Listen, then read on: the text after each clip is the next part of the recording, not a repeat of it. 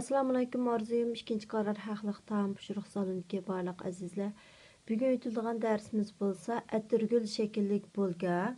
Bu atirgul shakllik bolkamiz ketadigan materiallar bo'lsa, undan 650 gram un, 200 gram süt, 100 gram qatiq xonimlar, 100 gram qatiq, 70 gram sumay, bir tamak qo'shiq, ya'ni kichik bol qo'shiq, bir choy qo'shiq tuz, 5 gram podafin, ya'ni ko'ptirgichdan 5 gram,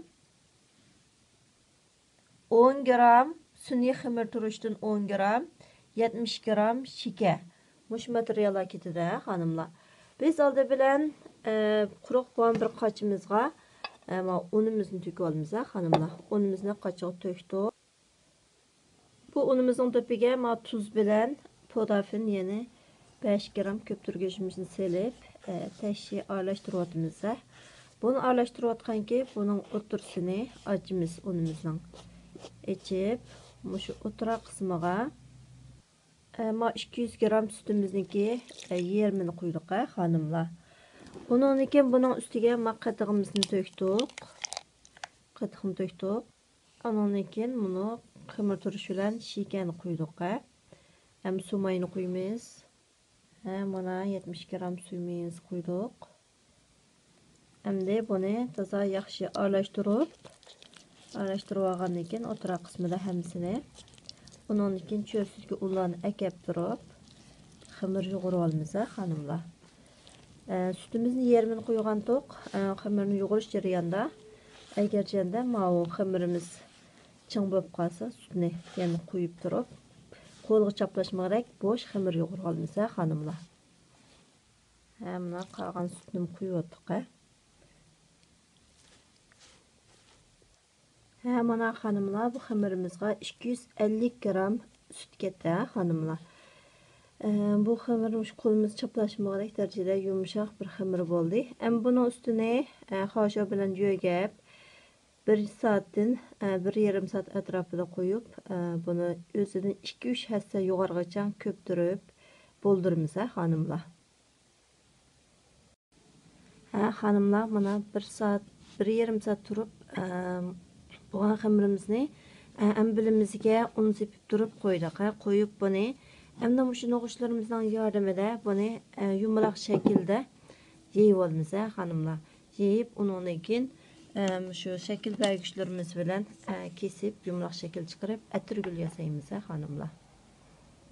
Mana qizlar, biz şekil belgüç bilen şekilni chiqarib olgandan keyin ziyat xamirlarni chiqaryapmiz xonimlar. Biz chiqarib olgan bu yumruq shaklimizniki o'ttirsini qilib, mana kesib olamiz.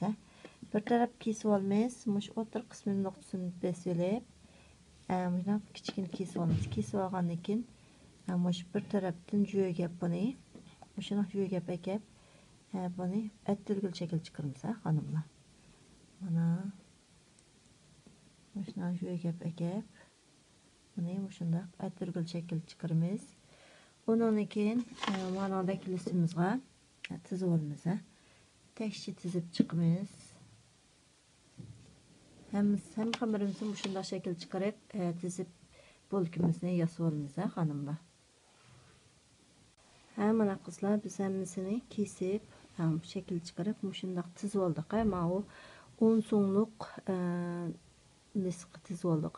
Buni tizib olgandan keyin bir dal tuxumniki seriga 2 qo'shiq su qo'ydik. 2 qo'shiq su qo'yib, buni aralashtirib, yuziga miylash uchun ishlatamiz. Ama bolkamiz ko'pib, yarım soatdan keyin ko'pgandan keyin tuxumni seri bilan suvni aralashtirib olgandik. Shuni miylab zinatlaymiz xonimlar. Mana qizlar, bolkamiz shuna ko'pdi yarım soatdan keyin. Buni tuxumniki seri bilan suvni aralashtirib olgandik. Shuni tashni miylab chiqamiz. Ana milib oldik xonimlar. Endi buni duxovkani gradusini 175 Selsiy gradus qisib, yarım soat pishirib olamiz. Yüzü qizirib pishirib olsak bo'ldi. Har kim o'zining duxovkasini hamilak bo'lsa asosan qizib pishasi bo'ldi xonimlar. Mana qizlar, bizning atirgullik bolkamiz pishib chiqdi.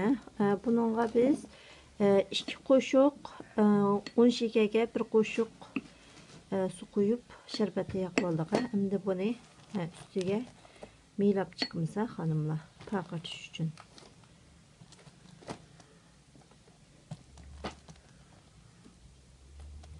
Nasıl güzel?